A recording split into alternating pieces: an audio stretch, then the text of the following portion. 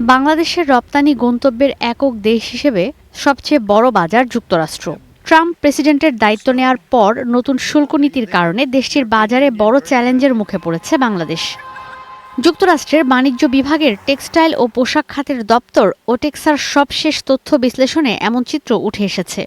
এতে দেখা যায় জুলাই-মার্চ সময়ে বাংলাদেশ তৈরি পোশাক রপ্তানি করেছে $2 বিলিয়ন বেশি, যা বছর ব্যবধানে ৮.38% কম। যদিও এখনও দ্বিতীয় অবস্থান ধরে রেখেছে বাংলাদেশ। অন্যদিকে তৃতীয় অবস্থানে থাকা চীনের রপ্তানি কমেছে প্রায় 53%। শীর্ষে থাকা ভিয়েতনামের প্রবৃদ্ধি প্রায় 3%। অন্যদিকে দক্ষিণ ও দক্ষিণ-পূর্ব এশিয়ায় বাংলাদেশের বড় তিন প্রতিযোগী ইন্দোনেশিয়া, ভারত ও পাকিস্তানের রপ্তানি আয় একই সময়ে কমেছে। এর মধ্যে সবচেয়ে বেশি কমেছে ভারতের, যা 27% বেশি, আর পাকিস্তানের কমেছে প্রায় 5%।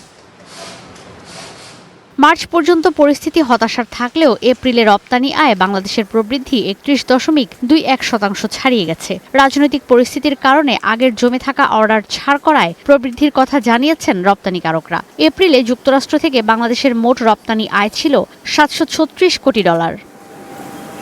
ঈশিতা ব্রহ্ম, স্টার নিউজ, ঢাকা।